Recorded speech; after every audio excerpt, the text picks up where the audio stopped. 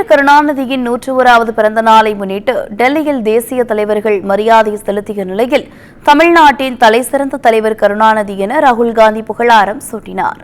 தமிழ்நாட்டின் முன்னாள் முதலமைச்சரும் திமுக முன்னாள் தலைவருமான கலைஞர் கருணாநிதியின் 101வது பிறந்த நாள் இன்று கொண்டாடப்படுகிறது. தொடர்ந்து டெல்லியில் உள்ள திமுக அலுவலகத்தில் காங்கிரஸ் முன்னாள் தலைவர் ராகுல் காந்தி கருணாநிதியின் படத்திற்கு மலர் தூவி மரியாதை செலுத்தினார்.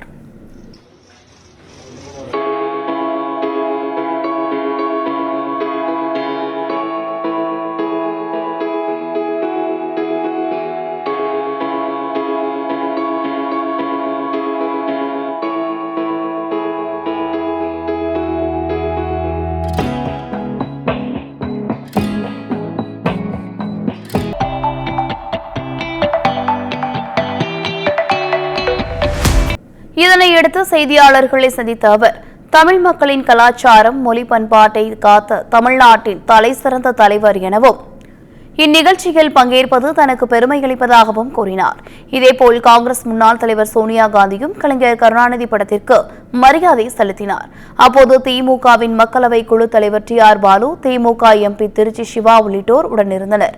தொடர்ந்து செய்தியாளர்களை சந்தித்த அவர், கலைஞரை சந்தித்து பலமுறை அவரது பேச்சுக்களையும் அறிவுரைகளையும் கேட்டு அதனால் பலனடையும் வாய்ப்பு கிடைத்ததாக நினைவு கூர்ந்தார். இந்த மகத்தான நாளில் திமுகவினருக்கு தனது வாழ்த்துக்களை தெரிவித்துக் கொள்வதாகவும் அவர் கூறினார். இதேபோல் ஜம்மு காஷ்மீரின் முன்னாள் முதலமைச்சர் ஃபரூக் அப்துல்லாவும் கருணாநிதிக்கு மரியாதை செலுத்திய பின் செய்தியாளர்களை சந்தித்தார்.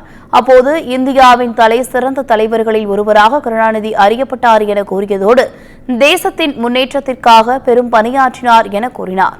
CPIM கட்சியின் பொதுச் செயலாளர் சீதாராம் யெச்சூரி உள்ளிட்டோரும் கலைஞர் கருணாநிதி படத்திற்கு மரியாதை செலுத்தினர்.